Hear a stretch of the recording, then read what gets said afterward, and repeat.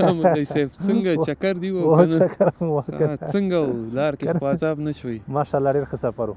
ښه مولوي صاحب یو پوښتنه راته پیدا شوه که اجازه وي چې پوښتنه درنه وکړم. بېنباري پوښتنه مولوي صاحب دا ده چې نن سبا دا بعضې خلک ځان ته ژوند خوښوي د خپل خپلوانو په غم کې نه وي، حال دا چې کومک او مرسته هم ورسره کولی شي او نه یې کوي. د دې په هکله که څه وضاحت او څه معلومات موږ ته راکړي. ګوره ملګري، صله رحمي قطع کول دا غټه ګناه ده په اسلام کې.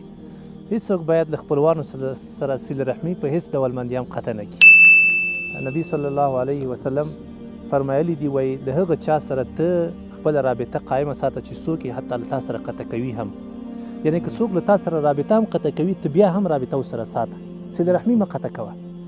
او بل حدیث کې نبی صلی الله علیه وسلم فرمایي، ډېر ناشنا او عجیب حدیث ده که نه، په هغه کې نبی علیه الصلاة والسلام فرمایي وایي که څوک دا خوښوي چې ده ته الله جل جلاله اوږد عمر ورکړي، صحیح ده، او همدارنګه په رزق کې پراخي راشي، نو دی دی وایي دا خپله صله رحمي برقراره ساتي، خپلو خپلوانو سره یې تګ راتګ کوي، خپل خپلوان دې په هېڅ ډول باندې نه پرېږدي. نو د هر چا نن سبا دغه تمنا ده او امید ده که نه چې زما د مال هم زیاتي، رزق دې هم دې زما پراخی، او همدارنګه زما عمر دې هم له برکتونو نه او له خوندونو نه ډک.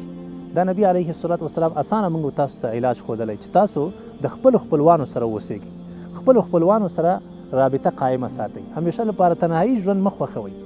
تنها یو الله جل جلاله ښه ده، دغه انسان باندې سختې راځي او مشکلات پرې راځي، باور په الله وکړه چې کله انسان د خپلو خپلوانو سره د خپلو ملګرو سره ډاډه غوندي مطمئن غوندي که نه، که څه مشکل راځي دغه خپلوان تا ته لاس درکوي.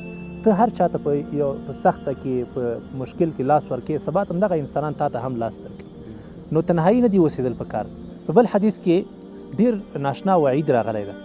نبی صلی الله علیه وسلم فرمایي وایي د هرې دوشنبې په ورځ او د هرې پنجشنبې په ورځ دا د انسانانو اعمال د الله جل جلاله ته اوچتېږي.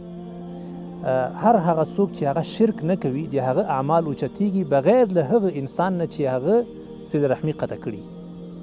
یعنی که څوک د خپلوانو سره رابطه نه ساتي، صله رحمي قطع کوي، له هغوی سره مرسته نه کوي، هغوی ته لاس نه ورکوي، د هغوی سره راشه درشه تګ راتګ نه کوي، د دغه انسان اعمال الله جل جلاله ته نه پورته کېږي، یعنی قبلیږي نه.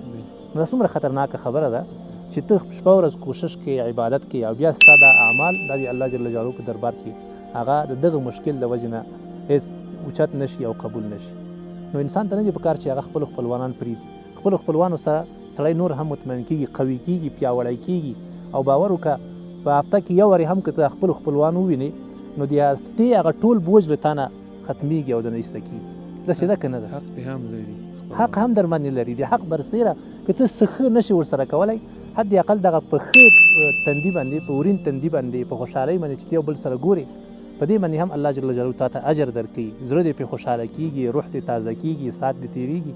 نو خپلو خپلوان په هېڅ ډول باندې هم پرېښودل نه دي. ډېره مننه، جزاک الله استاد، مننه.